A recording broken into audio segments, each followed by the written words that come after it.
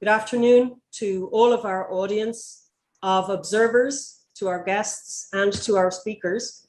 This is Tara Rayner O'Grady, Secretary General of Human Rights Sentinel based in Dublin, Ireland.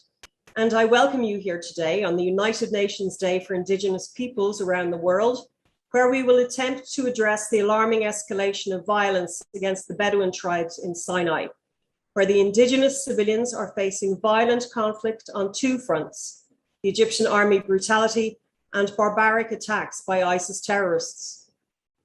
Our in-region partners for this event today are the remnant of the 2nd October movement, which was started by the esteemed peace advocate, Mr. Amin El-Mahdi, who died in mysterious and allegedly politically motivated circumstances in October last year, and whose colleagues have requested the Attorney General hold an investigation into his death. He is considered to be the first martyr of this movement. We are joined here online by tribal leaders, Sinai Bedouin, NGOs, human rights defenders, United Nations and political representatives, and members of the media. This unusual event marks the first step of multiple activities which will deliver the same message to the European Parliament, the United Nations, and American Congress. We are keenly aware that the Egyptian authorities are skilled in controlling and usurping events that specifically discuss these subjects and that try to address this highly sensitive and dangerous situation. And our contributors expect significant reprisals as a consequence of their participation. I commend them for their courage in speaking out. Caught between the crossfire and direct assault, the tribes appeal for the American administration under President Joe Biden to reconsider the $300 million of aid scheduled for September 2021 to the Egyptian government's military campaign against terrorism.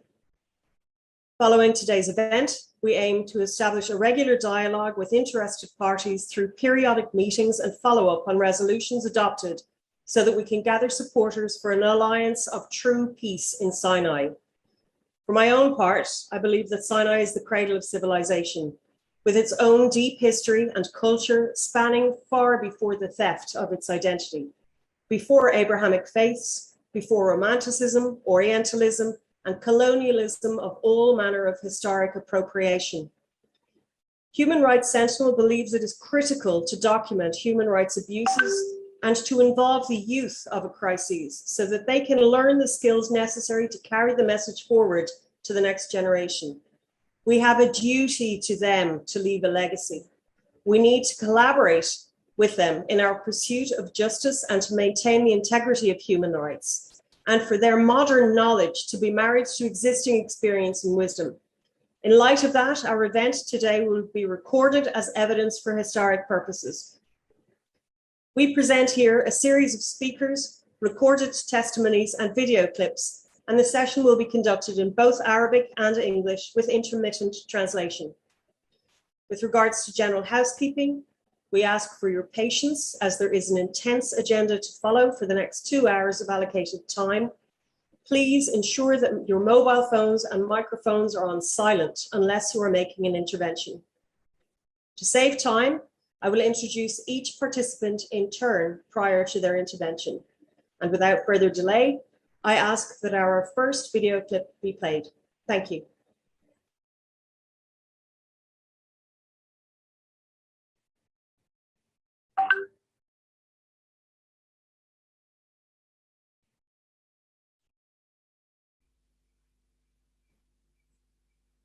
Please, can we have that first video clip played?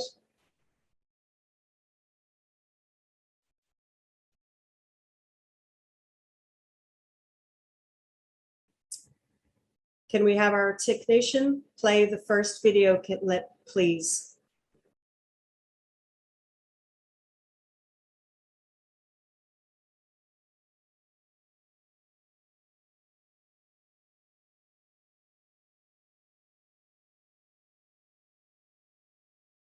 Before you know you're going to die. For this Bedouin teenager, it was his mother. ما تخافش يا ابوك هيجي ياخدك.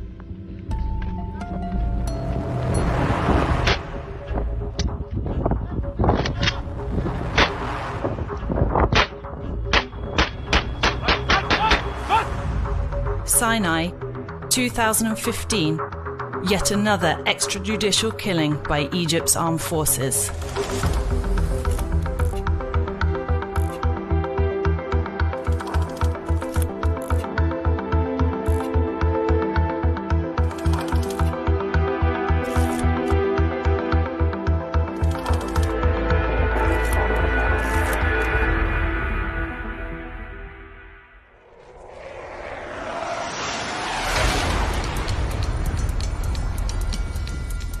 In February 2018, the Egyptian President Abdel Fattah al-Sisi spearheaded a comprehensive war on terror in the Sinai Peninsula, promising to stamp out militant attacks once and for all. خلال 3 شهور تستعيد مصر بفضل الله سبحانه وتعالى الاستقرار والأمن في سيناء وتستخدم كل القوة الغاشمة. العملية سيناء 2018 التي بدأت اليوم. انت اللي موجود هناك دول ارهابيين، فده مصيره القتل. ده لو في بريء واحد ورايح اعمل عمليه ما بضربهاش. ساعد يا مواطن بالمعلومات، بلغ عن اي ارهابي. Navigating the propaganda is a murky business. This is George Orwell's 1984, and it's hard to find a news bulletin that doesn't toe the government line. Egypt's Ministry of Truth pumps out that the war is just, necessary, and lenient on civilians.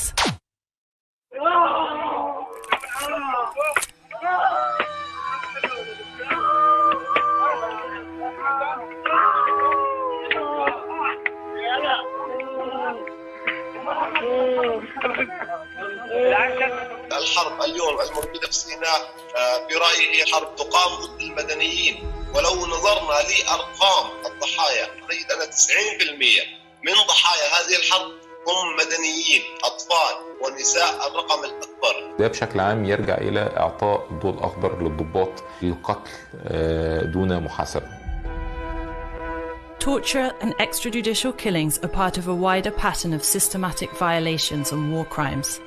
Evictions, demolitions and enforced disappearances have become business as usual for Sinai's indigenous population, the Bedouin. مدينة رفح سحقت بالكامل من على وجه الأرض. الشيخ زويد تقريبا بقيت فيها بقايا شبه ضرس متسوس لم يعد في أحد. العريش محاصرة حصار هائل رهيب جدا. أكثر من اليوم أكثر من 60% من أهالي سيناء تم تشتيتهم في البلاد. هناك عمليات تفجير تمت في مناطق خارج إطار المنطقة العازلة. أيضا المنطقة العازلة كان الاتفاق مع القبائل أنه سيتم إخلاء 800 متر فقط لغلق الأنفاق، ولكن بعد ذلك تفاجأ الناس أن الجيش قام بهدم أكثر من 5 كيلومترات. Amid the brutality, the state works hard to present these incidents as part of its just war on terror. Take this 2016 army propaganda video showing an image of a young Bedouin they claim was killed during a counter-terror raid. A year after it was posted, a TV station based in Turkey broadcast a leaked video showing what appears to be the same man being shot in the head at close range.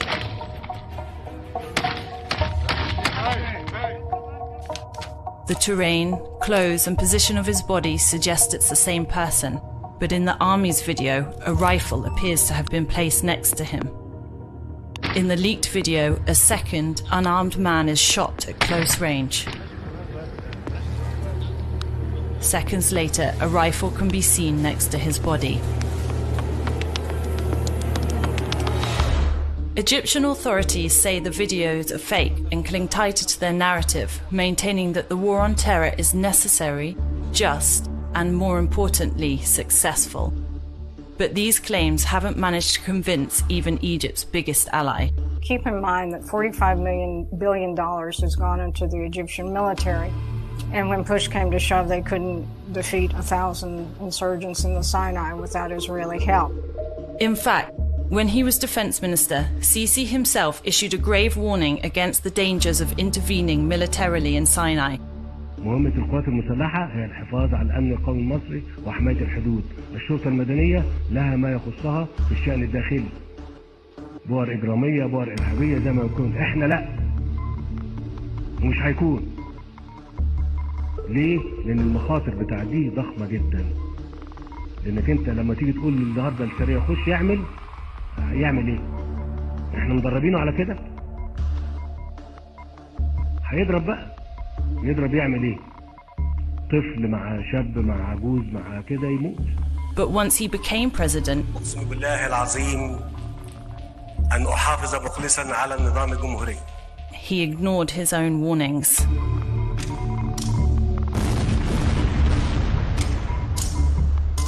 Locals and activists are suspicious he has bigger, much darker aspirations for Sinai.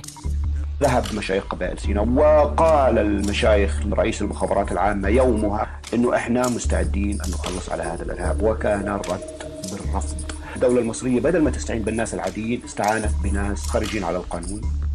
جزء كبير من المتعاونين الآن مع قوات الجيش رفعوا السلاح ضد قوات الشرطة والجيش قبل ذلك في 2009 و2010. الحرب برأيي هي ليست حرب على الإرهاب، بل هناك هدف أكبر هو استغلال الموافقة الدولية على الحرب على الإرهاب لتنفيذ مشروع يخص الدولة الوطنية ذات الهوية الواحدة، ذات الثقافة الواحدة المهيمنة. هناك حديث عن ما يسمى بصفقة القرن، وأن يتم إنشاء منطقة اقتصادية يسمح بالفلسطينيين يدخلوا إلى الأراضي المصرية للعمل ثم العودة مرة أخرى. For all the plans that have been laid down, the Bedouin have one simple wish. نحن السكان نفكر في حقوقنا أكثر، نفكر في حياتنا أكثر، لا نتدخل بالأمور السياسية أو الاتفاقات الدولية، سواء هل هناك صفقة قرن أم لا توجد صفقة قرن. كل ما يعنينا هو بقائنا في هذه الأرض والحصول على حقوقنا. إحنا عايزين نعيش وعايزين نبقى على الحياة.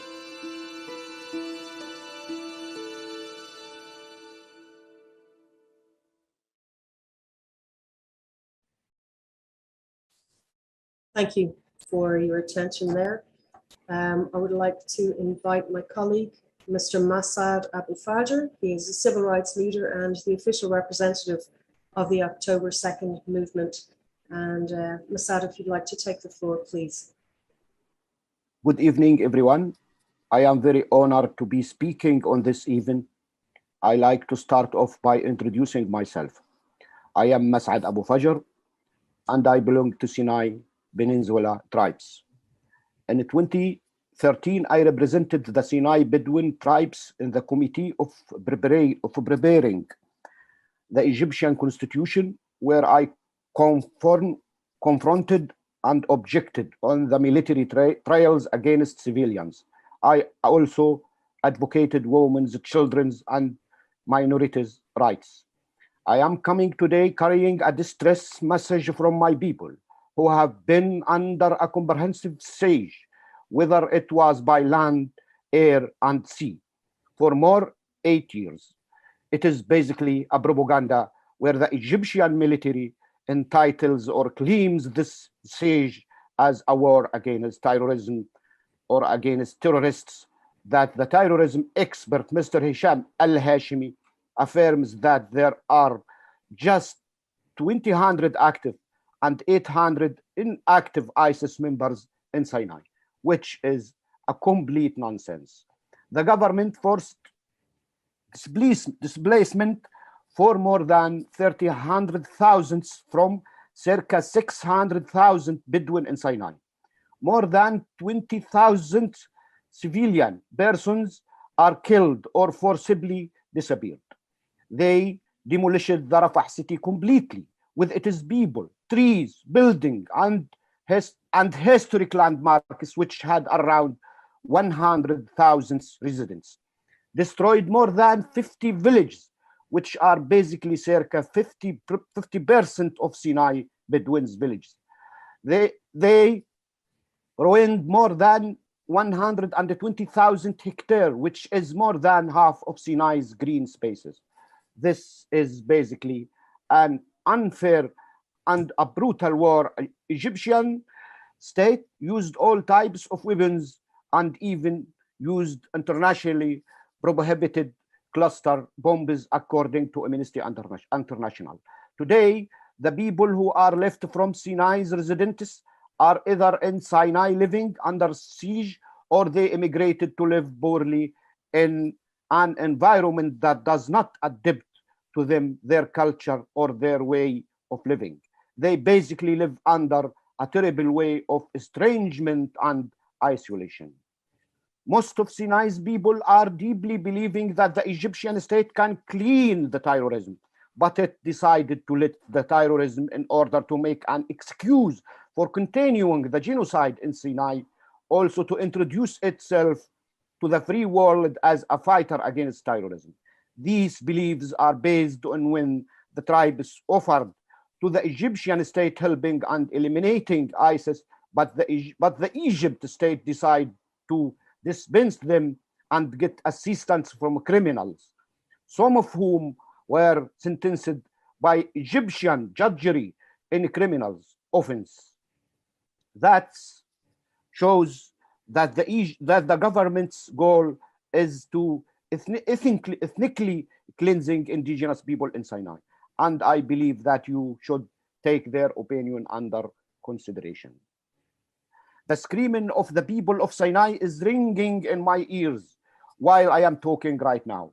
Stop the Egyptian state from killing us one by one, or our dream is just survival. In preparation for crimes of ethnic genocide for more than half of a century, the Egyptian government destroyed and is still working on destroying the economic and social structure of Sinai's Bedouin. The government is also infiltrating them with drugs and extreme religion. These are the exact tools that white supremacy is used in Australia and North America against indigenous people. Today, the whites apologize for these types of crimes that they committed long time ago. So will we let the Egyptian state commit these kinds of crimes against Bedouin in Sinai today? I feel embarrassing for the countries, especially the US, which sell weapons to the Egyptian state without monitoring what they are used for. The subject that confuses me the most is that the American troops that served at MFO used to live among our tribes for more than 39 years without any abuse. Today, the Egyptian army is killing my people with American weapons. What I remember from my childhood, the American people used to eat us by US aid. Today, the American state are supporting the Egyptian army in murdering us. How ironic. How ironic. I demand the USA to suspend the military aid until the Egyptian state halts its crime in Sinai. Thank you. Thank you, panelists and viewers, for listening to our urgent appeal on this significant day for indigenous people around the world. We need you to hear us and to carry our voices to the halls of power. Without your help, in a few short years, our ancient Sinai Bedouin civilization will be utterly extinct from our native lands, and our story will be seen only in the pages of history books. Please don't forget us. Please don't forget us. Please don't forget us. Thank you. Thank you very much indeed, Masad, for that compelling and moving intervention. I believe that we have a couple of testimonies that our technician has to play and that our translator will be able to pick up and translate for us. Thank you. والله بيقولوا ودوا يردونا على بلادنا والله يسق الله نعاود على بلادنا ونزرع في بلادنا ونقلع ونعيش ويوم يجي المطر نحرث ونعش في بلادنا ونموت وندفن في بلادنا يا رب في سينا. ودنا سينا غير سينا ما ودنا ولا حاجة. ودنا نرجع لبلادنا احنا مرحلين ومغمومين ووجعانين من الرحيل يا ولدي. والله يا ولدي وجعانين من الرحيل. نعود لبلادنا وبلاد أهلنا وجدادنا. عاشوا جدادنا فيه لينا أزود من 500 سنة وإحنا في بلادنا عايشين. أجدادنا وأجداد أجدادنا عاشوا فيه، وإحنا بطارة ودنا نعيش، ما ودنا غيره خلاص، ودنا نرجع ليه وبس، ما ودنا منه ولا حاجة، ولا ودنا تعويض، ولا ودنا منه ولا حاجة، ودنا نعاود لبلادنا، أهم حاجة ودنا بلادنا وبس، ودنا نشمل. They say they want to return us to our home, to get back to our normal life, to farm, to live, and to die and be buried in our homeland. All what we want is just Sinai. We don't want anything else. We want to get back to our home. We are deported. We are unhappy. I swear to God, we are unhappy with this situation. We want to get back to our homeland, the land of our families and our ancestors, where our ancestors used to live for more than 500 years. All our ancestors lived and died there, and all what we want is to live and die on the same land. We don't want anything but to return home. We don't want anything from them. We don't want any compensation. All what we want is just to get back to our homeland. The most important thing is our land and nothing else. Just return us to our home. All what we want is just to get back to our homeland, to live happily and peacefully.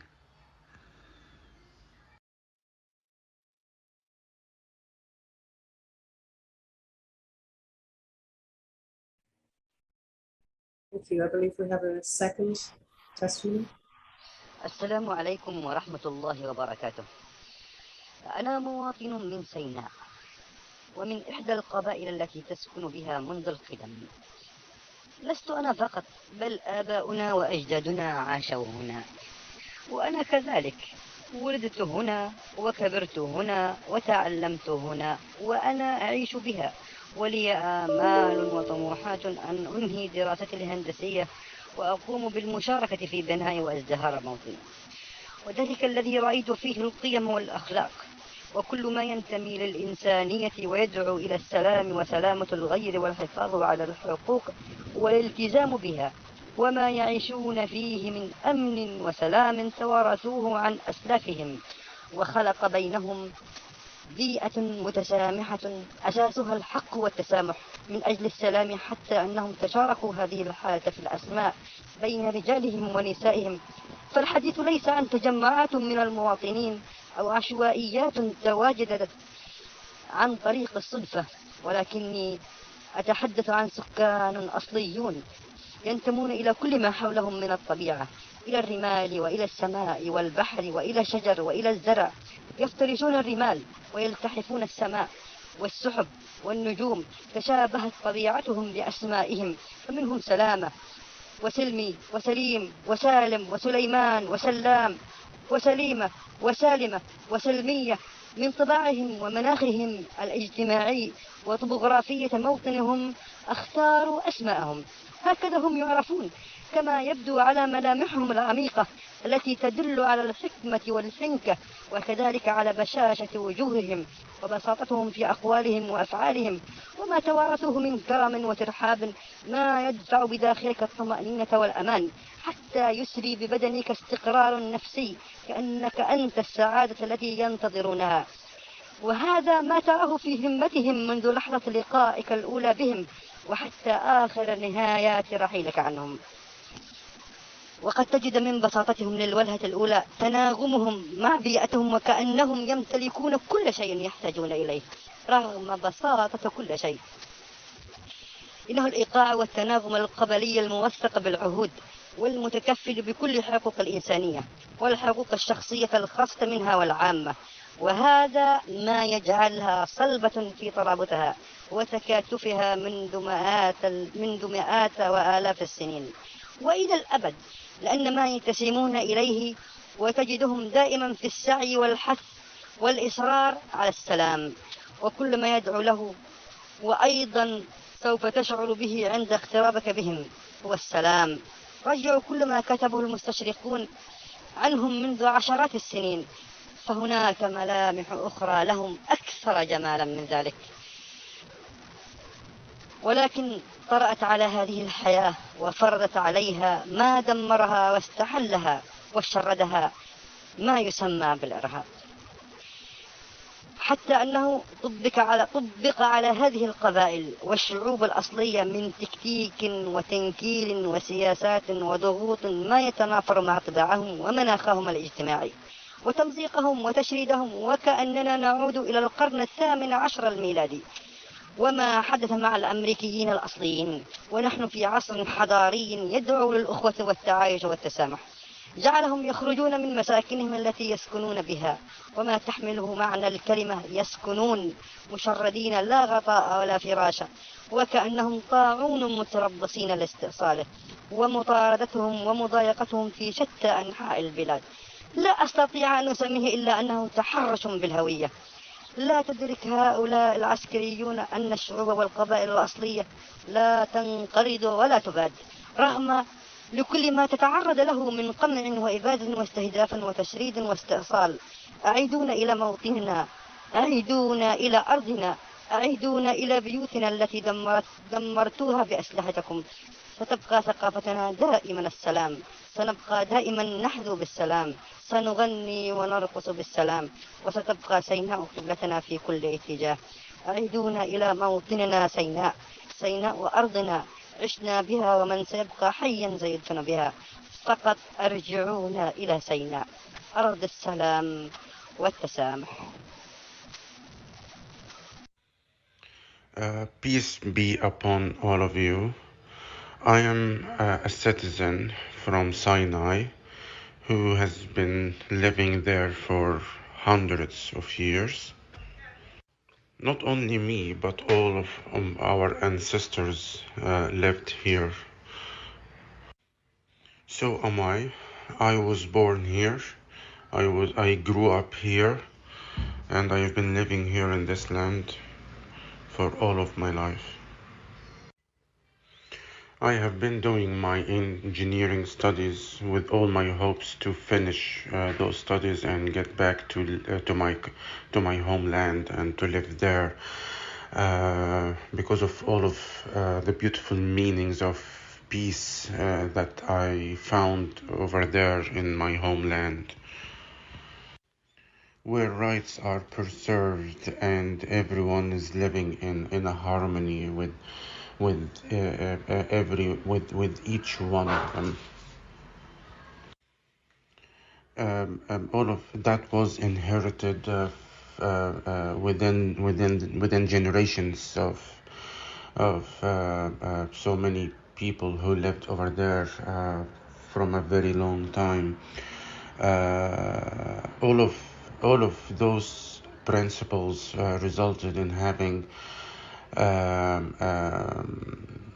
homogeneous environment and where everyone is living in peace and in harmony as well. I'm not speaking about a group of people who were formed recently or something. I'm talking about people who have been sharing all of these wonderful principles and merits through the written history, contributing to the nature around them, whether in deserts or in sea or even on air.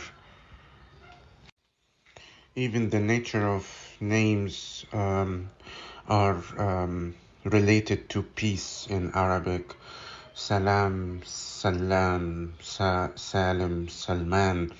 All of them are just different types or different shapes of the word peace, but in different forms.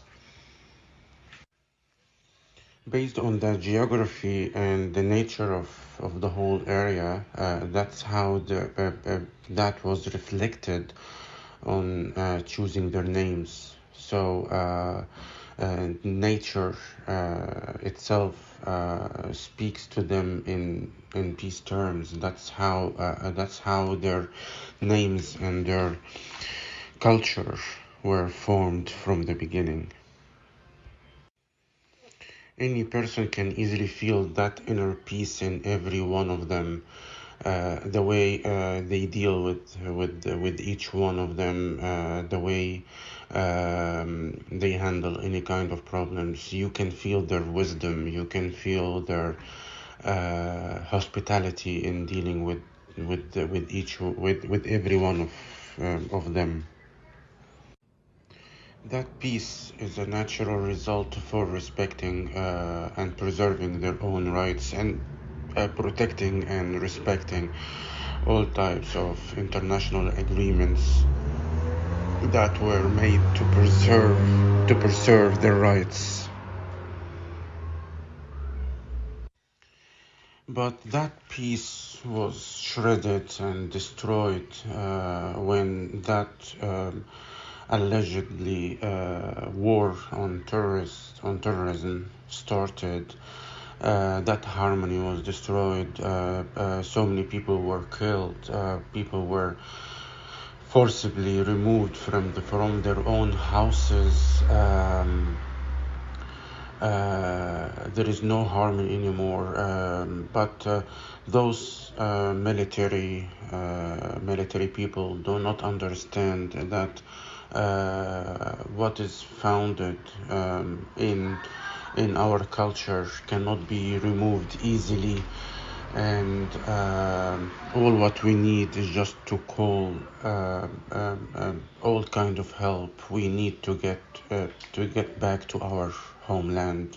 We need to get back to our cities. We need to get back to our villages, and help us to deliver our message to everyone. All what we need is just to get back to peace and harmony as how it was, and we don't want to get back to the 18th century or to repeat what happened to the Native Americans or any other racial genocide that happened to indigenous people anywhere in the world.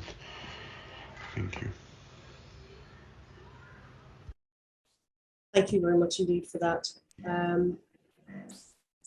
Next, we have a statement from Mr. Hussam Rafai, who is a Sinai citizen but living in exile. Hussam, if you would like to begin, please. Assalamu alaikum. Good morning, good afternoon, and good evening, everyone. I'm Hussam and the natives of Sinai. I thank you for including my voice in this session. I know most of you here for two reasons. First, to know the facts about the current situation in Sinai due to the complete media block out there, and to know why is that happening.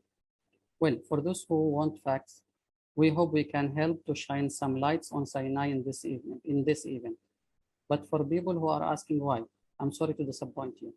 Actually, we are ourselves in the dark on this, and also need to discover the reasons and to understand why. We are not asking why, like, oh God, why have you done this to us? This is for weak, hopeless people. We are asking why to understand the reasons as the first step to solve our problem. Usually, when you are inside, you have more facts and knowledge based on the information you have. But from outside, you can see the bigger picture. We hope that with our knowledge and experience coupled together with your vision, we can better understand and then make the necessary difference for the welfare of people, the men, women, and the children of this holy land. The many questions is not about the Egyptian regime or any other dictatorial regime is doing that. It's became the normal behavior. The question is why the supporting countries that supposedly believe in freedom and the human rights are supporting the regime or ignoring this crisis. About the first question, some people will say it's the deal of the century, the land exchange, or the common economic zone project, and the Egyptian-Israeli border, or any number of the other reasons. To be honest, I'm not sure about any of this. But there is one reason at least that we are sure is there among the other reasons, because this reason is common and shared between all dictatorial regimes. All dictatorial regimes around the world have problem with the ethnic minorities. Dictatorial regimes hate our difference. They want all the people to have one image of their view and ideology. They are using many ways to control people's life and mentality, such as through the media, education system, procurement, and conditionally supported goods and services. Through these processes of control that consuming most of your time and energy, they can keep you loyal and connected to the government. This way is well known for many of you. But the brand new in the Middle East is using the religion. Imagine USA, a priest in the church getting his salary from CIA. It's like a joke, right? For sure, it's wasting for the CIA budget. But in the Middle East, most of people are religious. They are asking religious worker about every small aspect of their life. So it was so important for the government to use religion also. All religious workers in the Arab countries are government employees and receiving their salary from the administrations to say what the regime wants.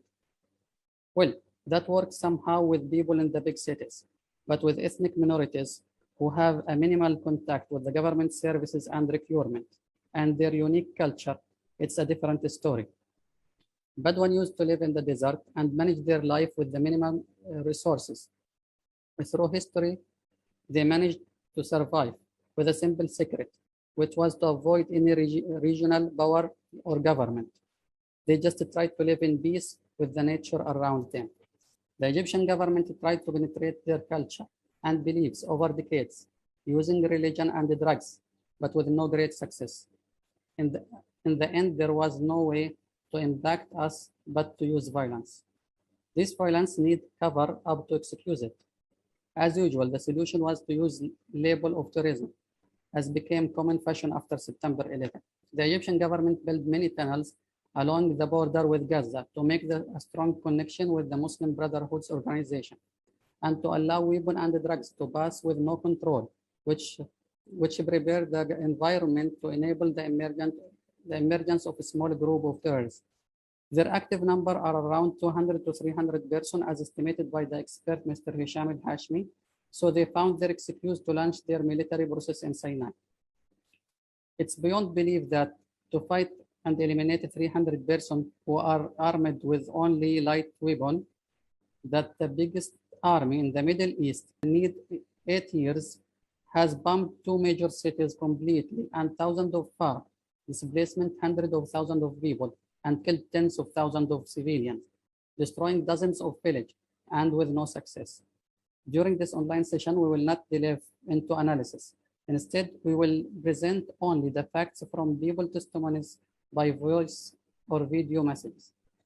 I will start with my own testimony as one of the Sinai Bedouin. Usually, when the army builds an ambush, they choose a good strategical location, a high area with good visibility away from civilian home, and so on. But in Sinai, they use a strategy that openly reveals their intention. They choose the village they want to clear. They put an ambush in the middle between civilian home, in the worst place you could ever select.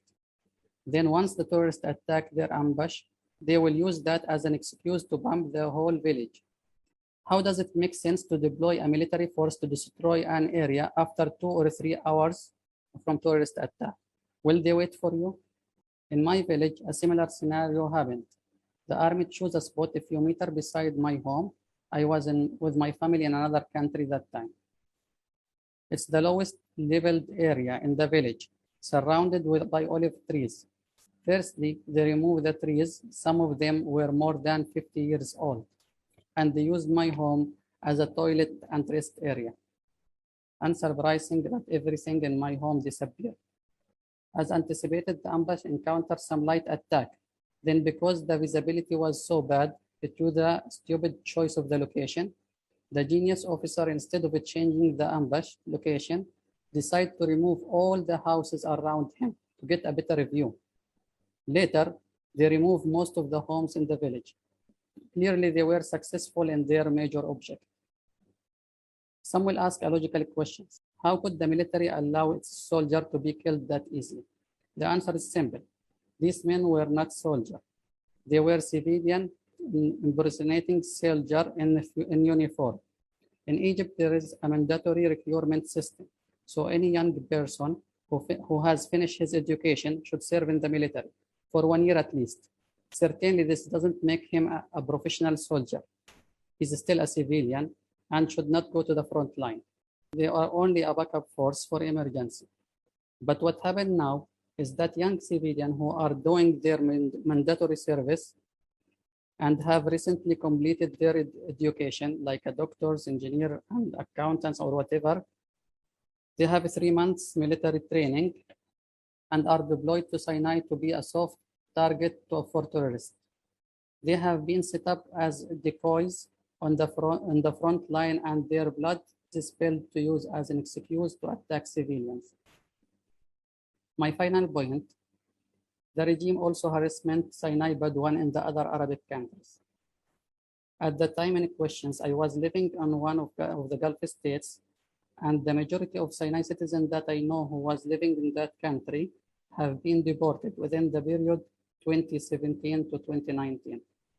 Including myself, I was offered to either give full cooperation to the Central Intelligence Department or to go to the jail and deported.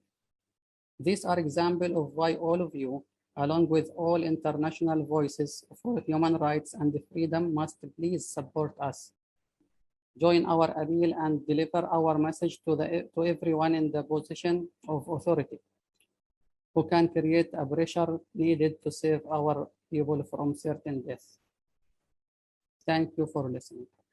I believe that now we have a video clip from Sinai. There is a clip after the bombing of an apartment building, and I believe that there are subtitles. If our IT technician can run that video, please. Thank you.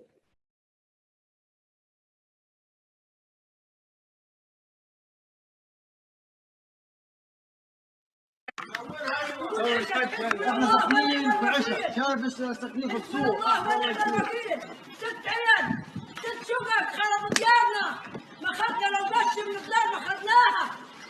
حرام عليهم. هذا مش عمل مسلمين. تعال هان تعال لو اليهود ما عملوش فينا هيك. والله استحلتنا اسرائيل، استحلتنا بدينا كلها والانجليز. ما واحد شاف يا اخوي شفنا، ما حد شاف اللي شفناه. 6 شقق ما طلنا منها لو عمري واحد ما طلناها. سرقونا نهبونا وخربوا ديارنا كلهم عندنا شلة شمحطية وحرامية. هذول سرقوا الدار، خربوا ديارنا وشنطنا وعيالنا في الخلا وعيالنا في الشوارع، ما لناش دار، قاعدين عند العالم. كم يوم بدنا نقعد عند الناس؟ كم يوم؟ وانا نروح بالاسر والعيال. نهبونا وخربوا ديارنا، والله يا اخوي نهبونا وسرقونا وخربت ديارنا، ودم عينك شايفه كاننا كذابه، واسال العالم هذا كلها. والله يا اخوي الغنم تاعت الضحيه، والله الغنم الضحيه سرقوها، والله يا اخوي اخذوها وضحوا عليها. حسبنا الله ونعم الوكيل، حسبنا الله ونعم الوكيل، حسبنا الله ونعم الوكيل. يا رب على كل واحد مفتري، على كل واحد ابن حرام الله ينتقم منهم، يجيهم انتقام ان شاء الله يا رب عن قريب، وربنا يكسرهم، والله يجعل يا ربنا يكسرهم ان شاء الله عن قريب، والكسره ان شاء الله قريبه ان شاء الله ربنا يكسرهم عن قريب زي ما غدروني وخانوني الخاينين الخون. يقول اطلع برا ويروح يجي يمسك في الدار ويجي يحرقها، واجي الاقيها محروقه، ما يقول لي تعالي شيلي لو قاش من الدار، يسرق الدار ويخرب دياري. ليش يعملوا في كده؟ انا مش مسلمين وهم مش مسلمين، هذا عمل المسلمين، هذا حرام عليهم، حرام يا اخوي. صور بالحقيقه وهات نصور وهات واعمل، وحسبنا الله ونعم الوكيل، حسبنا الله ونعم الوكيل. والله ما احنا لاقيين الله ينفع، والله ما احنا لاقيين شبشب نلبسه، والله يا مسلم طلعنا بشوالات، والله طلعنا بشوالاتنا طلعنا. الناس بتجيب لنا بطاطين، الناس بتجيب لنا عده، الناس بتجيب لنا شباشب، الناس بتجيب لنا نقول تعالوا اقعدوا، وين نروح؟ مش عارف وين نروح. خلوه عيد سواد علينا، سواد، خلوه عيد 100 سواد علينا وعلياتنا وعلى كل عيلتنا. بسم الله عليه. 6 أسر في الدار، 6 عيال ولا ما نشكيهم غير لربنا، لربنا غير نشكيهم. نقول ربنا على الظالم، ربنا ينتقم منه. العمل الله ينتقم منه ربنا. ربنا يكسر في عمره، يكسر في شبابه، يكسر ان شاء الله في اولاده، يتلقاه في عزمله زي ما سوى فينا، زي ما سوى فينا العمل هذا. والله عمل اسود. الله ينتقم منه، الله ينتقم منه ان شاء الله قريب. ان شاء الله كسرته قريب ان شاء الله، والله كسرته قريب ان شاء الله. الحمام، الفراخ، مخلة الحمام تحت دغالين موته، الفراخ هدم عليه الحيطان، الغنم وش نجا وش سرقوه، خربت ديارنا يا اخوي، والله خربت ديارنا. الغازات، والله الغازات الساعة عرسان جواتهم فوق السنة ما تم سنتهم. الغازات بشكتهن، الثلاجات بشكتهن، المعالق والخوص يصحون من جميعه، بيت عمران، طقومة، من كله الدار عامري، من كله يا اخوي. 6 شقق زي ما انت عينك شايف، انفرسوا، فقعوا من الدار، طقوا من الدار، كله طققان، كله هذا استكراد وحسد علينا. الدار كله هذا حسد علينا. حسبنا الله عليه، حسبنا الله عليه، حسبنا الله عليهم. ربنا يكسرهم في اعمارهم زي ما كسروني ونكبوني وخربوا دياري. قدروني غدر، قالوا بدنا نفجر هذا الحاجة حق اطلع برا. قلت ماشي يا اخو، واطلع بالطفل الصغير ونسوان اولادي ونطلع في الشارع على سبيل يفجر، ما فجرش. ونجي نلاقيهم يسقطوا البطاطين، ينزل بطاطين من على البلكيه، ينزل حاجات، ويلبس الجواكت. ايه هذا البس، يلا البس الجواكت، يلا البس، ويلبس جواكتنا وياخذ عبدتنا وينهبوا دارنا وخربوا ديارنا واخذ تلفزيون الشاشه واخذ الكمبيوتر. حسبنا الله عليه، يجعل اسود عليه وعولاده، يجعل اسود عليه وعولاده، يجعل عيد سواد عليه وعلى الجنس اللي هم. والله انا ما بخاف غير من ربي والله.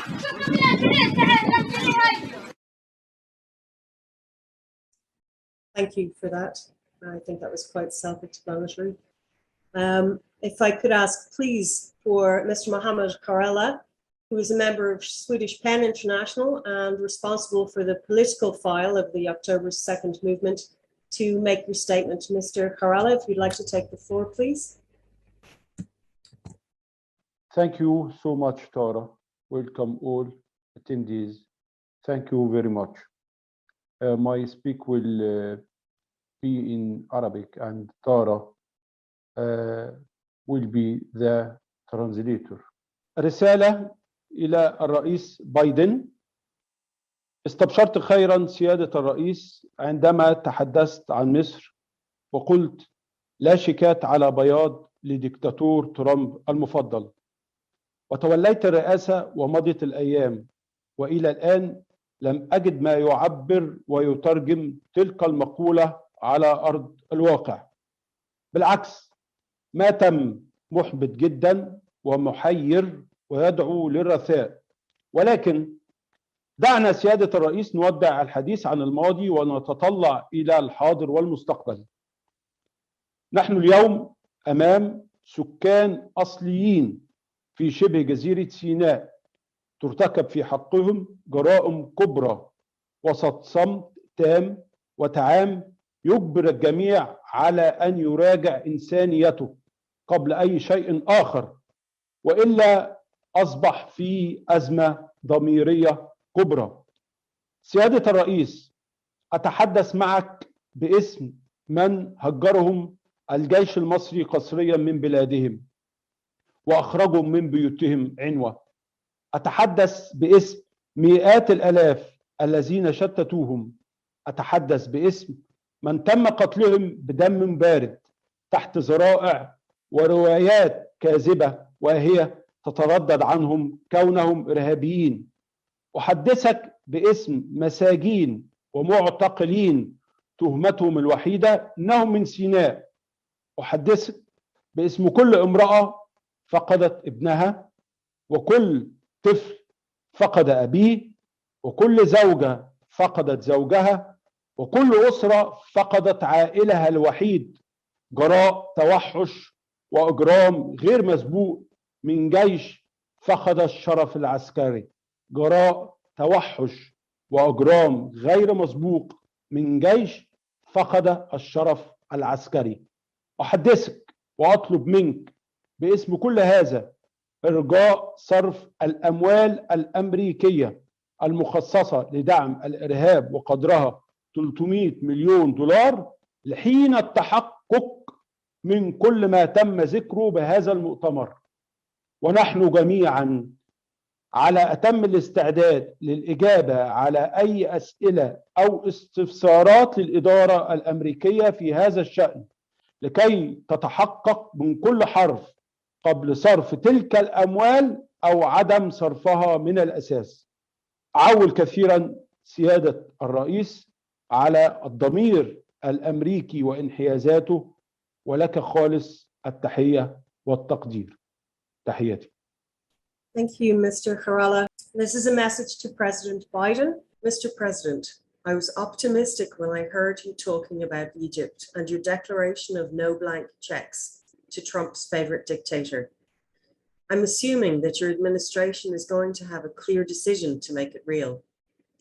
The time is passing by, and I haven't found anything happening regarding the whole situation in Egypt, especially Sinai. What was done in Sinai is very frustrating, confusing, and lamentable for the present and the future. We are today facing the issues of original inhabitants of the Sinai Peninsula against whom major crimes are being committed amid complete silence and blindness that forces everyone to think again as a human being before anything else. Otherwise, it will be a major crisis of conscience.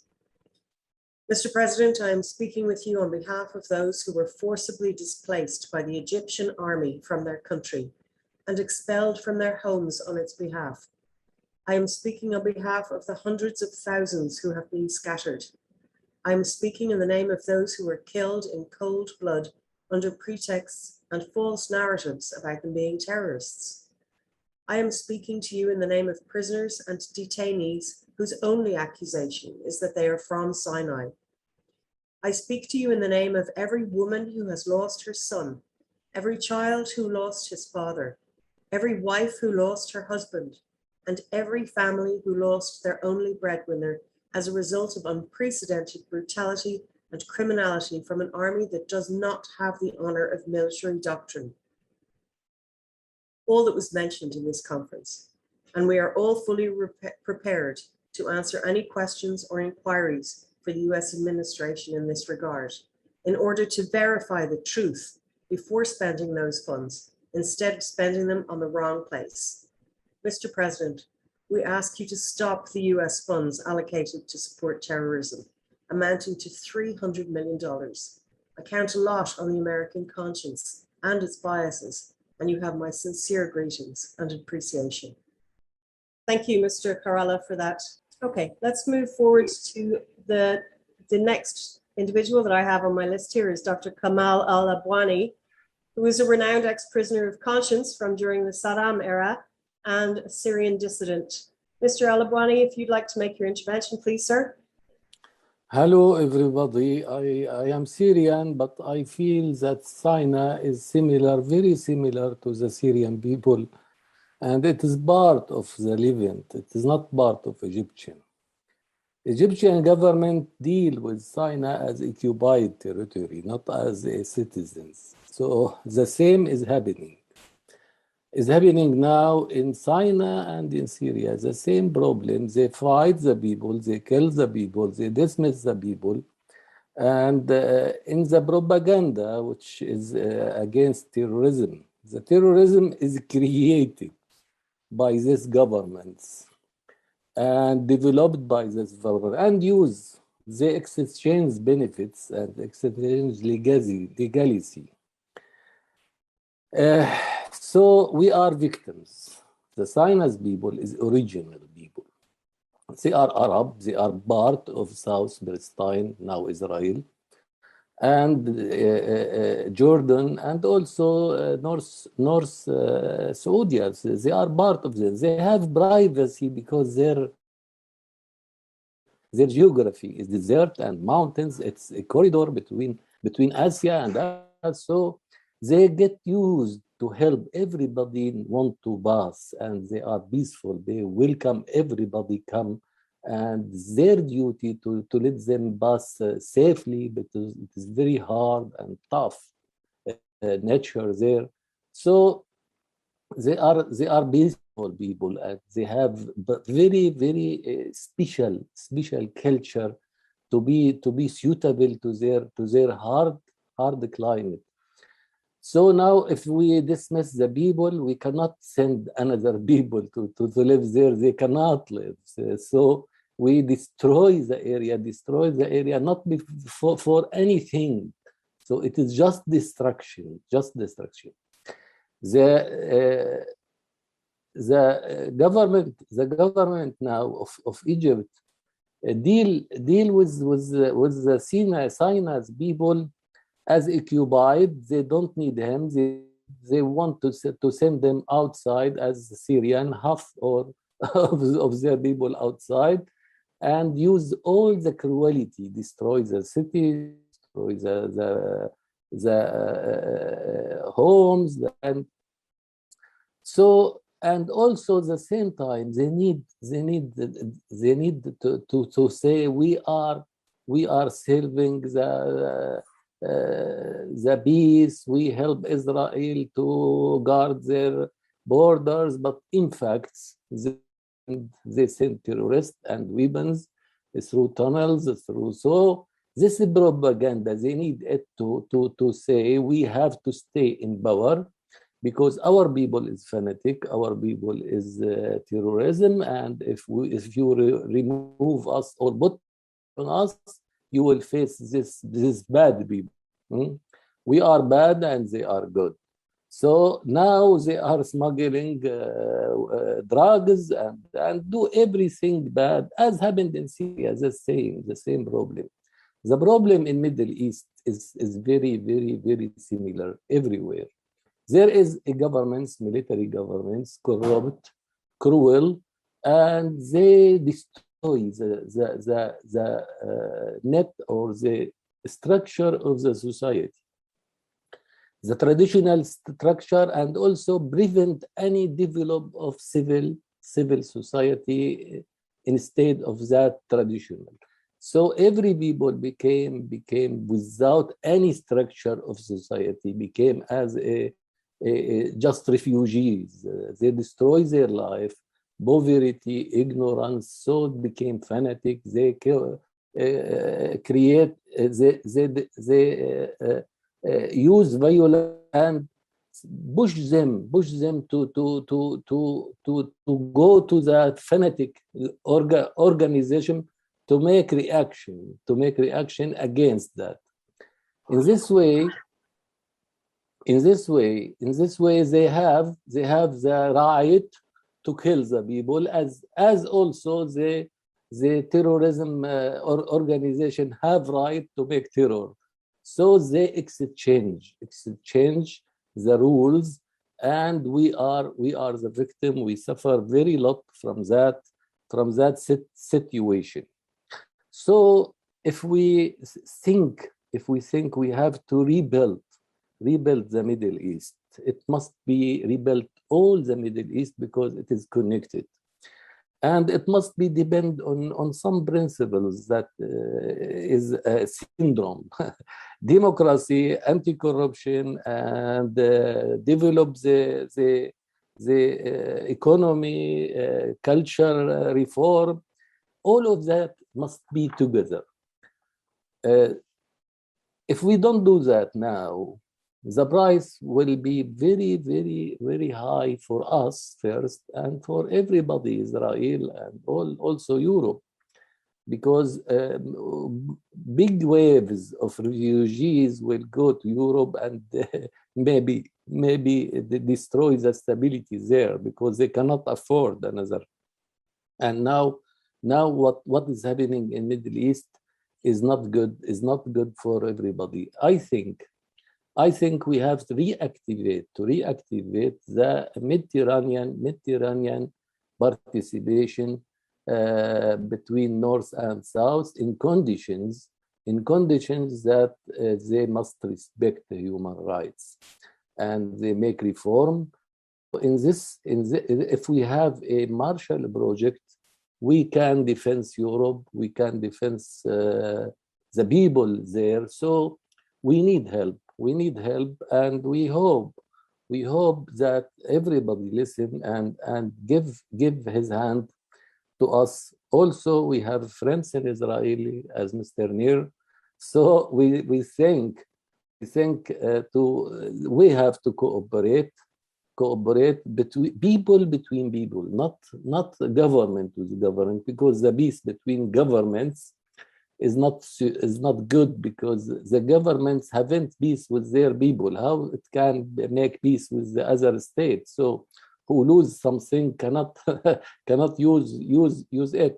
So we need peace, first of all, between the governments and the peoples. And after that, we can go to make peace between governments. But we jump the borders and have friends from another society, as you, as Mr. Nir, as Mr. Everybody in human rights, to help the people of Sinai, because it is example about what is happening in Middle East.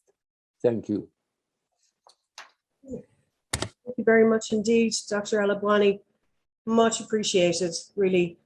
I can possibly ask Mr. Sharif Mansour, who is the Middle East North Africa Program Coordinator at the Committee to Protect Journalists. Sharif has worked with Freedom House, the Egyptian Association for Change, and Ibn Khaldun Center for Development Studies. Mr. Sharif, if you can take the floor.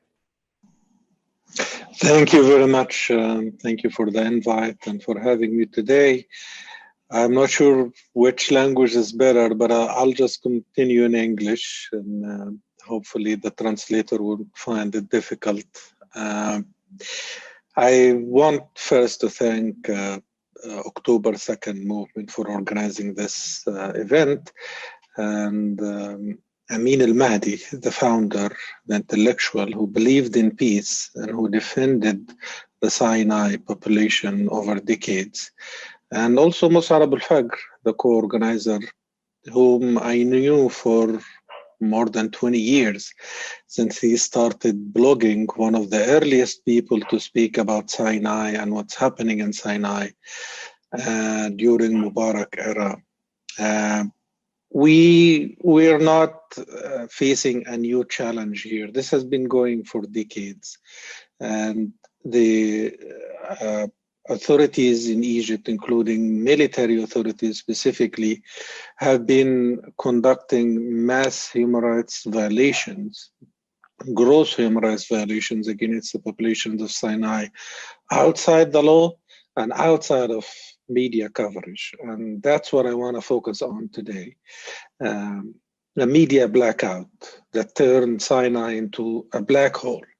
This is something that I think we at the Committee to Protect Journalists have talked about a lot, but also a lot of courageous local journalists who, like Mus'ab al-Faqr, have faced a lot of trouble because of discussing what the Egyptian authorities and the military have done inside Egypt. I want to talk specifically about Ismail Iskandarani, an investigative journalist who was based in Washington, D.C., like me, and who has advised U.S. policymakers on how their own weapons, equipments, money have been used in the so-called war on terror by Egyptian authorities, and who have now been sentenced to 10 years in military trials just because he exposed the brutality that the Egyptian authorities used. And I think his employer, his former employer, the National Endowment for Democracy, a US funded independent organization, can attest to the impartiality and the quality of the work he's done.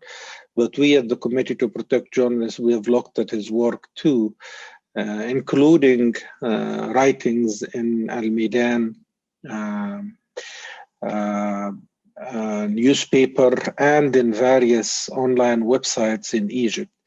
And what we could see basically is the hallmarks of the quote-unquote war on terror propaganda campaign that started by this president, the Egyptian president Abdel Fattah al-Sisi, the minute he took over and ousted former President Morsi, as a banner to justify all human rights violations and press freedom violations. And the fact that President Sisi was basically aided and abetted in his campaign in Sinai by former President Trump. He was allowed to go back to the White House and get a reception and become Trump's favorite dictator for a reason. He came back in 2016 to reestablish emergency law, which has been reviewed dozens of times since then, every 3 months, to give himself and the army unprecedented authority to conduct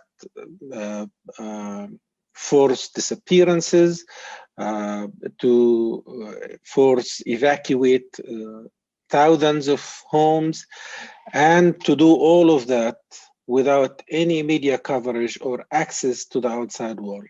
There was a ban on reporting that started under the emergency law about the army operation inside Sinai. That ban on reporting under the emergency law was expanded to a ban on reporting virtually on every aspect of life, not just in Sinai, outside of Sinai. Sinai was the exception, was the justification, and now it has become the rule and the living reality of every reporter in Egypt. What has been banned under the banner of fighting terrorism and siding with the army in Sinai in 2016 and 2017 had become banned under new censorship rules all across Egypt. We're now becoming Egypt the third worst jailer of journalists, with 27 journalists behind bar after China and Saudi and Turkey, and followed closely by Saudi Arabia. These are all signs and hallmarks of a censorship regime that justifies going after independent and critical voices by raising the banner of fighting terrorism and being aided and abetted by pretty much Western capitals, including the United States. I want to end by joining in the call of Mr. Mohammed Khairallah for President Biden to not give blank checks to Egyptian authorities and to thoroughly investigate the gross human rights violations and attacks on journalists and bloggers and human rights defenders who speak up for Sinai and for the Sinai population. I will end here. I'll be happy to take questions later. Thank you very much indeed, Sharif, for your intervention. Really critically important points that you've raised there. I believe that we have another testimony from a gentleman, and with translation, if that could be played, please. مساء الخير. أنا مواطن من شمال سيناء. يعني في الحقيقة ما أعرف من أين أبدأ، ولكن كل ما أريد أن أقوله وكل أمنيتي وأمنية كل الأهالي في شمال سيناء أن يأتي العالم إلى هنا، إلى شمال سيناء، ليرى بعينه ماذا فعلت الحرب وماذا جرى لنا من جراء هذه الحرب. حياتنا بالكامل دمرت، اقتصادنا بالكامل دمر، خسائرنا بالمليارات. هذه الحرب التي من المفترض أنها موجهة ضد العشرات من الإرهابيين، لكنها توجهت ضد كل مواطن في شمال سيناء. كل مواطن في شمال سيناء خسر قبل هذه الحرب. حتى العشرات والمئات من أبناء شمال سيناء الذين صدقوا هذه الحرب وشاركوا في عمليات الأمنية ضد هذه الحفنة الإرهابية جميعهم قتلوا. من الذي أرسل معلومات وأسماء وبيانات هؤلاء الناس؟ كيف عرفتهم هذه المجموعة الإرهابية وقامت بقتلهم على مرأى ومسمع الجميع دون حماية؟ هذه الحرب التي قتلت آلة الحرب العسكرية بالأطفال والنساء، هذه الحرب التي لم تترك أخضر على أرض شمال سيناء إلا وقامت بتجريفه وتخريبه. كل ما أريد أن أقوله ليأتي العالم إلى هنا ليرى بعينه ماذا فعلت بنا الحرب، ليأتي العالم إلى هنا ليرى ويسمع ويوثق ويلتقي مع أهالي سيناء ويعرف منهم أن القبائل في أول أيام عرضت على الدولة المصرية أن تشارك في هذه الحرب وتقوم بالقضاء على هذه الحفنة في أيام معدودة وفي أشهر بسيطة، ولكن رفض طلب هذه القبائل ورفض مشاركتها وتم تهميشها بالكامل، ثم بعد ذلك يأتوا بمجموعة من المجرمين والقتلة ليكونوا شركاء لهم في ما يسمى الحرب على الإرهاب، وتنتهي شراكة هؤلاء مع الدولة بزراعة الجزء الحدودي مع إسرائيل بالكامل بمخدر الهيدرو. الآن ومنذ سنتين ثلاثة وهذه المناطق الحدودية مع إسرائيل تزرع بالهيدرو.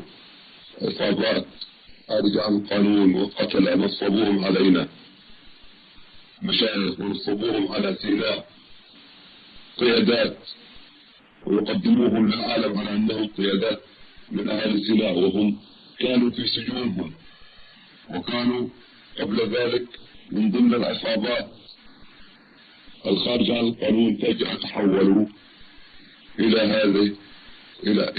هذا الدور وإلى هذه الشراكة مع الدولة على مرأى ونسمع من الجميع. كل المنتهكات، كل الأشياء الخارجة عن القانون تتم الآن برعاية الدولة في شمال سيناء. أتمنى من العالم أن يأتي إلى هنا ليرى ماذا فعلت من الحرب. مهما تحدثنا ومهما تكلمنا لا نستطيع أن نوثق شيء. كل ما نستطيع فعله أن ندعو العالم إلى أن يأتي إلى شمال سيناء ليوثق ما لم تشهده كل مشاعات الحروب في العالم من قبل. تمت هنا على هذه الأرض ضد عدد قليل من السكان، ضد مجموعة مسحوقة من الحقوق تاريخيا. أتمنى أن يأتي العالم إلى تلك المنطقة ليرى ماذا يجري في القرن 21 من حرب قاتلة مميتة لآلاف المدنيين العزل والأبرياء. تحياتي. Good evening. I am a citizen from Sinai. I really don't know how to start or where to begin. All what I need and all my family and friends, all my fellows would like to invite the whole world to come over to see what the war caused to all of us and what happened to us because of that war. Our lives have been destroyed. Our businesses have been destroyed. Everything is completely destroyed. That war that is supposed to be directed to tens of actual terrorists, but instead it was directed to every citizen of Sinai. Everyone lost in this war, even those who believed that propaganda and participated in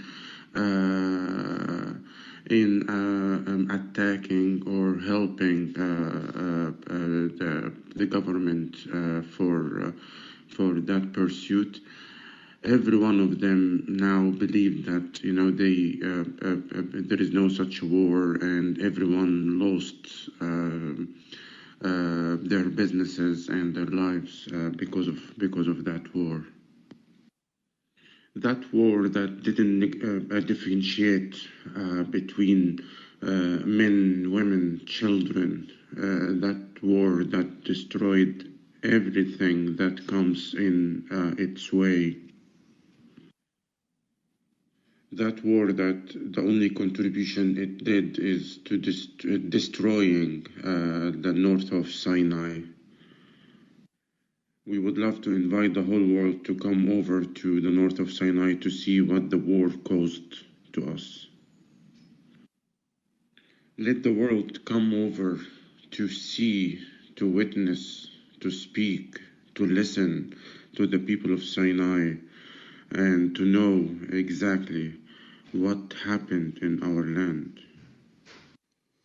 So the world can see, listen, and document what is really happening in our land.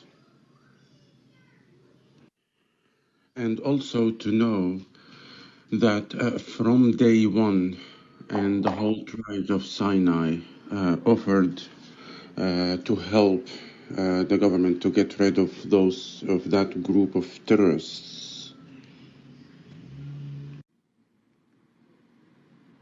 In just few days or a very short period of time, everyone from the tribes, from every member of the tribes who participated in those operations made by the government to get rid of those terrorists, everyone participated, died. Who did send all of that information about those people to those terrorists to get rid of them? Who has the main benefit of murdering the Sinai tribe people? Those people who died in front of everyone without anyone to stop them or to support and to help and to rescue those people. That war that destroyed everything in its way, whether people, land, or even economy. From day one, when the tribes arranged to help and to support the government in their war against terrorism, their request was denied by the government, and nobody listened to them or estimated how powerful or how willing those tribes can do. And instead of getting or making an alliance with the Sinai tribes, the government decided to hire some criminals to do the dirty work. That cooperation between the government and criminals has resulted in farming and growing cannabis and drugs along the whole border between Egypt and Gaza Strip. For the last few years, 2 or a couple of years, and the government is now farming and growing the hydro and cannabis within the whole border between Egypt and Gaza. Those criminals are being represented by the government as members of Sinai tribes, which is not true, and that's why I would like to send my message to the whole world to come over to see by yourself what the Egyptian authorities caused to our land, and to document, to record, and to maintain the actual truth about what is really happening in Sinai. I know that we have a video clip now from Mr. Brian Dooley, who is one of the heads in Human Rights First. He has worked, for as long as I've known him, he has worked on the Egyptian file in general. Perhaps if you can play that clip, please. Hi, I'm Brian Dooley from Human Rights First, and we don't think that the US government should give the $300 million in extra aid to Egypt, more than the $1 billion that it's already given in military aid over this budget year, simply because what the Egyptian government is doing is failing to respect human rights and also failing to contain terrorism. Now, part of the reason of the justification that the US gives this money to Egypt is that it calls Egypt a partner in counterterrorism. But Egypt is a terrible partner in counterterrorism. It's failing to control what's happened in the Sinai. And worse than that, it's making the problem even greater by the behavior of its security forces, are radicalizing local people, driving people into the arms of Daesh. And in fact, we produced a report a few weeks ago showing that the behavior of the Egyptian security forces, the way they treat people who've been arrested in prison, also helps to fuel people joining Daesh. And so we don't think the money ought to be given. In fact, I've spoken to a former prisoner released from jail in Egypt, and he told me how he knew of people who had been radicalized because of the abuse they experienced in prison, and they went off to Sinai to fight for ISIS. So what the Egyptian government doing is not only morally wrong, but in a security context, it's also absolutely the wrong thing to do. And the victims in this, of course, are local people in Sinai. And there are many reasons that the US should not be supporting the Egyptian regime, and this is one of them. Thank you for that. I would like to open the floor now for discussion, if I may. We have former Israeli ambassador to Cyprus, Mr. Mohammed Hariri, and French philosopher Alain Grache, who was the editor of Le Monde Diplomatique until his retirement in 2015. He is a specialist in the Near East. He's the author of several books and is the publications director of the independent media platform Orient 21, which he co-founded with journalists, academics, former diplomats, and activists interested in the Levant. Gentlemen, if you would like to take the floor.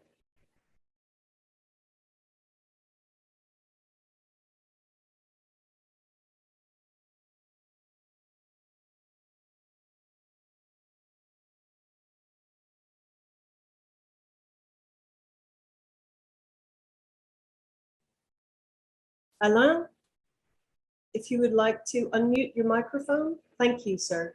Yes. Please go ahead. I was not supposed to speak. I was here to hear most of this information. and really, very frankly, I don't know what to say.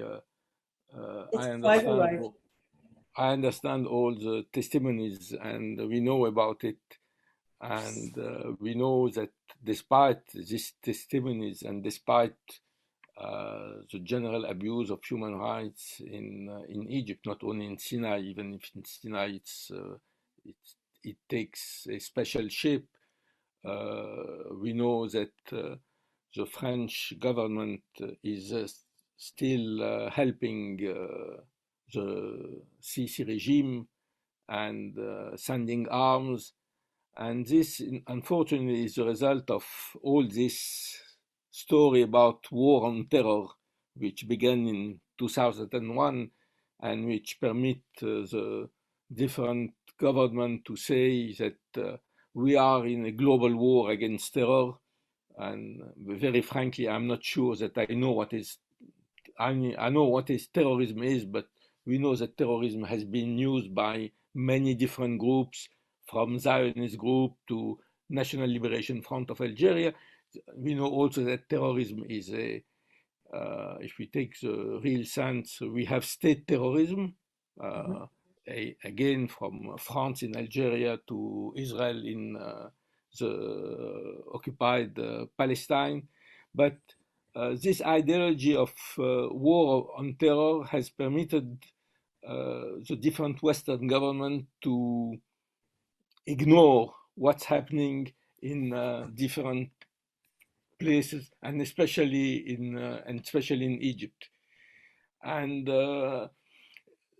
it makes, as I say many times, I mean, if you look at the French press and the French media, there is no sympathy for the Egyptian regime. There is no support for the Egyptian regime. Most of the articles are quite critical, even if they don't speak very much about Sinai, because Sinai, it's, I mean, first you cannot go. I mean, as some of our friends in Sinai say, come and see what's happening. Unfortunately, we are not able.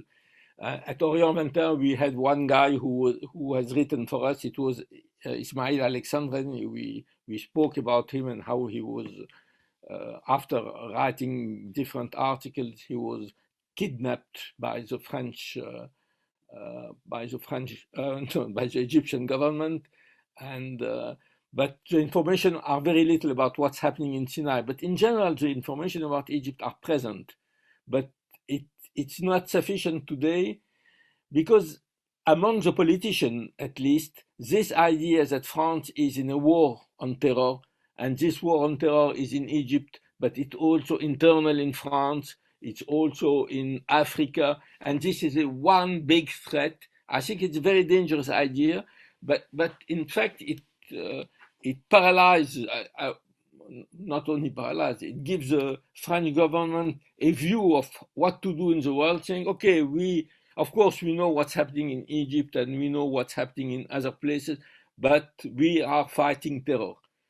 Without seeing that, as some of our friends in Sinai said, and I think it's very correct, that it is the Egyptian policy in Sinai which helped terror. It's not helping terror with torturing people, arresting them, destroying their home. The only way for them, I mean, for a part of them, is to join the group, and this is I think it's a very, very dangerous. But unfortunately, I mean, the weight of this war on terror is paralyzing a part of the politicians in France, and especially now, I mean, with this Islamophobia, which is very strong in France, the idea that there is a kind of link between what's happening in Sinai and a killing in Paris, and this is one big threat, is a very, very negative and dangerous situation. I can't see what I can see. I say more.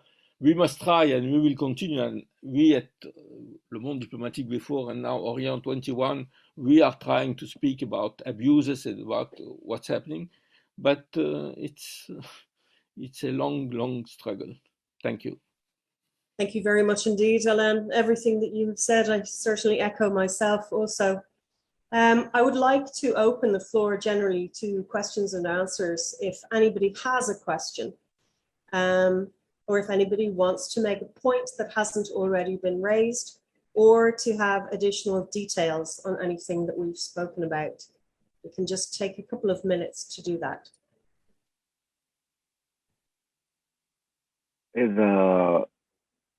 إذا مسموح لي بالكلام، يعني احنا نعمل جريمة إبادة عرقية زي اللي عملها الأتراك مع الأرمن مثلا. يعني احنا منتظرين جريمة إبادة عرقية من الدولة المصرية لقبائل سيناء زي تلك الجرائم العرقية. لا، الحرب في سيناء مش حرب إرهاب نهائي. يعني أنت لو سألت أي مواطن في سيناء وقلت له القصة قصة إرهاب، هيقول لك والله القصة مش قصة إرهاب. معظم المواطنين اللي أنا بسألهم يعني بتجد صعوبة مطلقة في انك انت تتكلم معهم انه في ارهاب. ولا الناس بيقولوا ما في ارهاب، الناس بيقول لك ارهاب ايه؟ الارهاب هذا بتصنعه الدولة، تلعب معها الدولة، يعني زي لعبة القط والفار. يعني لا الدولة تريد ان تقضي عليه. والدكتور كمال الأبواني من قبل جاب احصائيات كاملة بعدد الارهابيين وحتى ارقام تليفونات قادتهم، واذعنا هذا في فيديو على الانترنت. قلنا يا اخواننا الارهابيين في سيناء، او الدكتور كمال الأبواني قال يعني الارهابيين في سيناء جزء منهم في رفح حوالي 20 واحد. هو عددهم بالضبط، يعني الدكتور كمال جاب عددهم بالضبط وجاب اسم قائدهم ورقم تليفونه ومن وين كمان. ومجموعه ثانيه في بير العبد عددها في حدود 60 واحد. دكتور كمال جاب ارقامهم بالضبط بس انا مش حافظهم الان. وقائدهم اسمه كذا من كذا وتليفونه اسمه كذا من كذا. والقبائل 20 مرة استعدت انه تخلص على الارهاب. لكن الهدف في احد التسريبات كان ضابط المخابرات اللي بيشغل الاعلاميين بيقول الواحد مذيع كان اسمه كابتن عزمي بشارة، بيقول له يا كابتن عزمي احنا هدفنا ترحيل، نصا كده، ترحيل شعب القبائل، تهجير شعب القبائل. اذا انت هدفك هو القضاء على قبائل سيناء. لا اعتقد انه هذا هيمر، يعني لا اعتقد انه هذا هيمر. قد نعاني لكن مش هيمر. يعني هذا جريمة ابادة عرقية في القرن ال21 مستحيل ان تمر. وهذا انا مش بصنف الحرب في سيناء على انها حرب ضد الارهاب خالص. انا كمواطن من سيناء بكل صدق بكل من اعماقي انا لا استطيع ان اصنف الحرب اللي في سيناء حرب ضد ارهاب. لان يا سيدي اذا كانت الحرب ضد ارهاب، انا كمسعد ابو فجر سيبني وانا اروح اجيب الرجال القبائل واخش على الارهابيين واخلص عليهم في 4 ساعات. اذا كانت الحرب ضد ارهابيين يعني وانا رجل قبائلي، يعني اذا كانت الحرب ضد ارهابيين اوكي اطلقني عليهم، اعطيني رخصه واركن انت على جنب، اركن انت يا جيش مصر على جنب شويه، ريح معسكراتك 5 ايام 6 ايام وسيبني انا على الارهابيين هذول، انا وربعي انا وقرايبي خلص عليهم. يعني او هذا الكلام اللي الناس بيقولوا لي، يعني انا مش مقاتل ولا مستعد حتى اشيل عصا، لكن هذا اللي الناس بيقولوه. يعني اذا كنت انت بتدعي او بتزعم ان انت والله بتحارب ارهاب، احنا يا سيدي كفيلين بهذا الارهاب. لكن ما يحدث في سيناء مش ارهاب، ما يحدث في سيناء هو مسح كامل لمدينه رفح وقراها، ما يحدث في سيناء هو مسح كامل للقرى، ما يحدث في سيناء هو مواصفه حسام في كلمه انه والله بيجي يحط كمين الجيش في نص القريه وبعدين يقول اصل القريه بتمنعني، البيوت اصل البيوت بتمنعني من الرؤيه، لازم ادمر البيوت. طيب دمرنا البيوت وبعدين ما هذا مش حرب ارهاب. يعني هل احنا هنترك ايد الدوله المصريه في سيناء عشان تعمل جريمه اباده عرقيه زي جريمه الارمن مثلا في القرن ال21؟ الاتراك عملوا جريمتهم في القرن ال20 او في بدايه القرن ال20 والدوله المصريه هتعمل جريمتها في القرن ال21. اذا احنا هنترك الدوله المصريه ونقول والله احنا مش عارفين نعمل ايه، يبقى اوكي الناس بتموت. انا بقول لكم الناس بتموت، اكثر من 20,000 بني ادم بين ميت وبين مفقود، ما احد يعرف هو وين. انا بقول لكم انه في سيناء مقابر جماعيه، في سيناء مقابر جماعيه، وانا اعرف اماكنها، لانه في ناس قالوا لي انه في المكان الفلاني في مقبره جماعيه وفي المكان الفلاني في مقبره جماعيه، مقابر جماعيه. اذا هناك جريمه اباده عرقيه في سيناء. هل احنا سنصمت عليها؟ اوكي، انا شخصيا واثق اننا سانتصر في النهايه. يعني زي ما يقول عبد الله أجلان سانتصر حتى لو كنت في القبر. شكرا. انا حابب اعمل مداخله يا تارا بعد اذنك. بليز تارا. Go ahead, Mr. Krala. أنا عاوز أقول حاجة مهمة جدا. يعني أنا أربأ بالعالم الحر إن هو ينخدع بأن النظام المصري عنده رغبة حقيقية في محاربة الإرهاب. لازم أسأل سؤال معكوس. عندما يزور سيسي كل العواصم الأوروبية يقولوا له افتح العمل الأهلي والمنظمات الحقوقية والحريات والديمقراطية، الحجة بيقول لهم أنا عندي إرهاب، وتحت هذا المسمى بيرتكب كل الجرائم الكبرى. يعني النهارده لازم نسأل نفسينا، إما قادة رأي وقادة فكر وسياسيين وحقوقيين وبرلمانيين سابقين وشخص بحجم هشام جنينة كان راجل نائب رئيس الوزراء ورئيس الجهاز الرقابي الأرفع في مصر، كل دول موجودين في السجون بسبب ان هم منضمين لجماعة إرهابية. يعني عندما يكون تلك التهمة هي الموجهة لكل هؤلاء فعلى العالم مراجعة نفسه، لأن النهاردة يعني لازم نسمي الأمور بمسمياتها. هناك سقطة ضميرية كبرى من دعم غير مسبوق لدول العالم لعبد الفتاح السيسي، وآن الأوان الآن ربط تحية صباح جود مورنينج بحلحلة ملف السجناء الرأي والحريات والديمقراطية في مصر. ده لابد ان هو يحصل، وده لابد ان هو يحصل من منطلقات إنسانية قبل أي حاجة.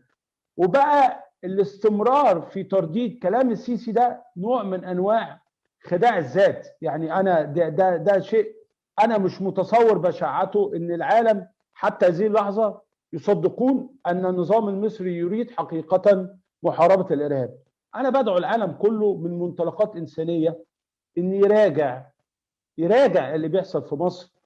وهذه كلمتي بحاجة أخيرة، بحذر من انفجار دامي في مصر يأتي على الأخضر واليابس في منطقة الشرق الأوسط من دولة بها أكثر من 100 مليون بني آدم، منهم النهاردة حوالي 80 مليون بني آدم تحت خط الفقر.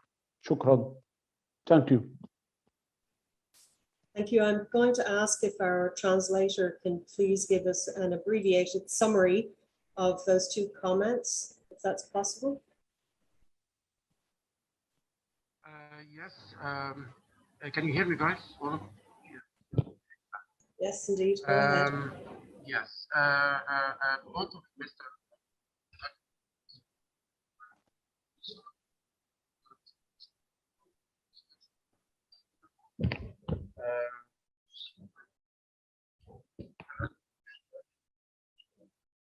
Yeah, is it okay now? I can hear you now. Yeah, go ahead. Both of them, Mr. Kayrallah and Mr. Bofazil, were very describing the current situation that from Egypt, especially the political scope, how usually deal with the whole situation. No, I think unfortunately that the connection is not sufficient for us to hear you clearly.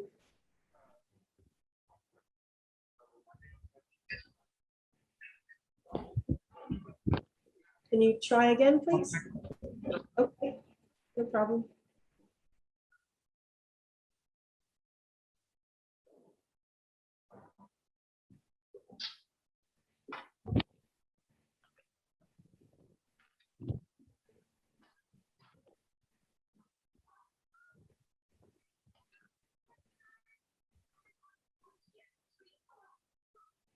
Would you like to try again?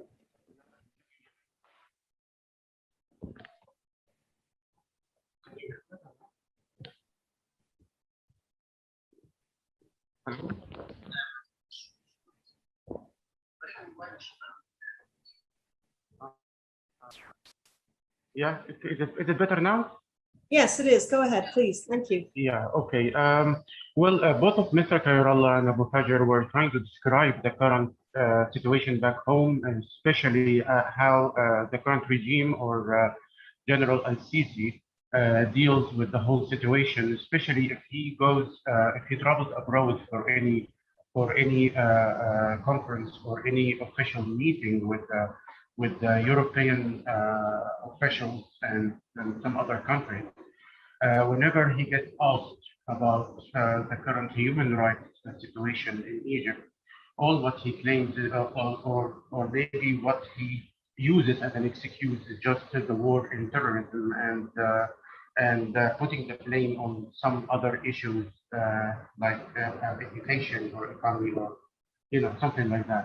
So that's like a brief summary of what they were talking about. That's great. That's great. Thank you very much indeed for that, and for your participation and diligence in this meeting also today. Just to add, I know that we have, if Mr. Abu Fajr, if you can come back to the screen for a moment so that we can hear the statement of demands that are part of the resolution from today. And I believe that you'll be reading that in Arabic, Mr. Abu Fajr.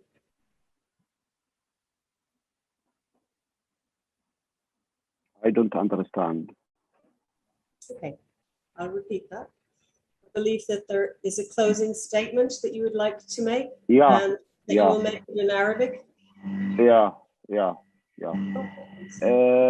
بيان المطالب العشرة بالاستناد إلى المادتين رقم 6 ورقم 8 من اتفاقية الحدود سنة 1906، الدستور المصري، القوانين والأعراف الدولية والميثاق العالمي لحقوق الإنسان، ومدونة الشعوب الأصلية والحق في الثقافة، مبادئ الأديان والأعراف الإنسانية. أولاً، قبائل شبه جزيرة سيناء تنحاز للسلام والتعايش بين الشعوب بمختلف أعراقها ولغاتها وأديانها، وتؤكد أن قضيتها الوحيدة هي البقاء، وتعلن عن كامل احترامها واعترافها وموافقتها على كل المعاهدات والاتفاقيات الدولية، شرط ألا تأتي خصما من عاداتها وتقاليدها وأعرافها المحلية التي كفلتها المواثيق العالمية لحقوق الإنسان. ثانياً، إعادة قبائل شبه جزيرة سيناء إلى بيوتهم وأراضيهم فوراً التي هجرتهم منها الدولة المصرية قسرياً وبالقوة المسلحة. ثالثاً، محاكمة من تورطوا في جرائم حرب من الجيش وميليشياته ومن الدولة المصرية أمام المحاكم الدولية. رابعاً، اعتذار الدولة المصرية عن تلك الجرائم بشكل رسمي. خامساً، تعويض المتضررين من تلك الجرائم تعويضاً عادلاً يتوافق المعايير العالمية. سادساً، أن تتم الحرب على الإرهاب تحت رقابة وسائل الإعلام المحلية والدولية ومنظمات المجتمع المدني المحلية والدولية ومنظمة الشعوب الأصلية في الأمم المتحدة. سابعاً، إشراك قبائل شبه جزيرة سيناء في الحرب على الإرهاب وفي حماية الحدود الدولية والمصالح العالمية في شبه جزيرة سيناء. ثامناً، وضع خطة متكاملة للتنمية المستدامة في شبه جزيرة سيناء تشارك في وضعها منظمات المجتمع المدني المحلية والعالمية ومنظومة الشعوب الأصلية في الأمم المتحدة، بما يضمن الحفاظ على ثقافة قبائل سيناء وإعرافها وقيمها المحلية ويكفل مشاركتها في السلطة والثروة.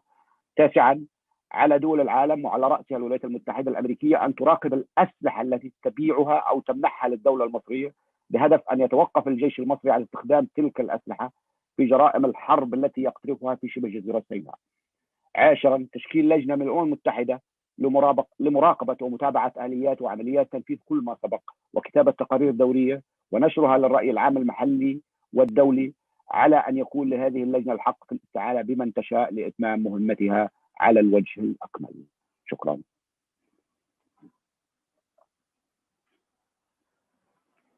Thank you very much indeed, Mr. Abu Fajr.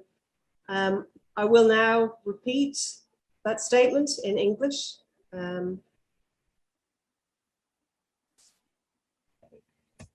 So this is a statement of 10 demands from the Alliance of Sinai Bedouins tribal communities, based on Articles number 6 and number 8 of the 1906 Border Agreement, the Egyptian Constitution, international laws and norms, the Universal Declaration of Human Rights, the Indigenous Peoples Code, and the right to culture, and principles of religions, and human customs. First, the tribes of the Sinai Peninsula align themselves with peace and coexistence among peoples of all races, languages, and religions.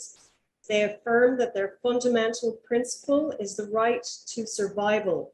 They also respect, recognize, and approve of all international covenants, once they are not contradicting traditions, customs, and local norms of the tribes that were recognized by the International Convention on Human Rights. Second, the immediate and safe return of the tribes of the Sinai Peninsula to their homes and lands from which the Egyptian state forcibly displaced them and by armed force. Third, judicial accountability of those involved in war crimes from the army, its militias, and the Egyptian state before international courts. Fourth, an official public apology for these crimes from the Egyptian state. Fifth, fair compensation for those affected by these crimes in line with international standards. Sixth, the war on terrorism in Sinai should be conducted under the supervision of the Organization of Indigenous Peoples at the United Nations, local and international civil society organizations, and local and international media. Seventh, involving, consulting, and coordinating with the tribes of the Sinai Peninsula in the war on terrorism, and in protecting international borders and global interests in the Sinai Peninsula.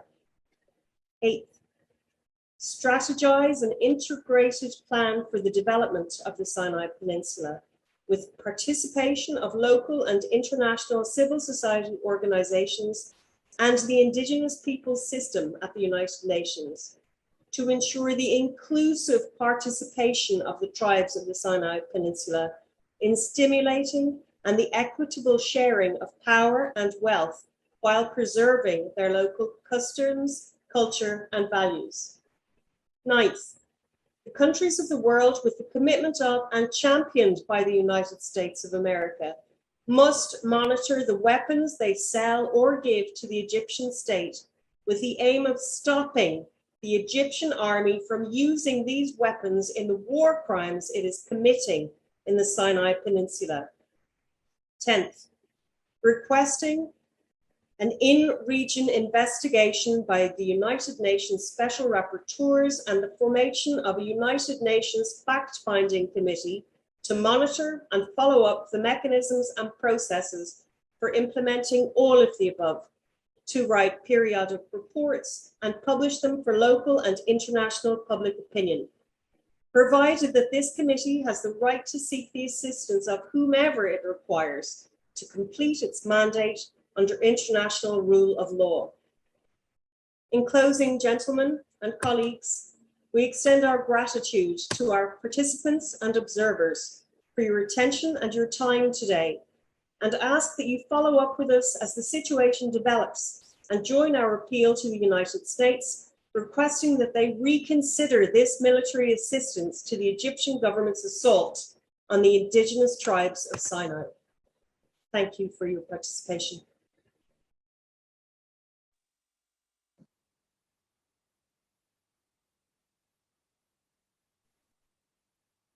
If anybody has any closing remarks to make, please do so now.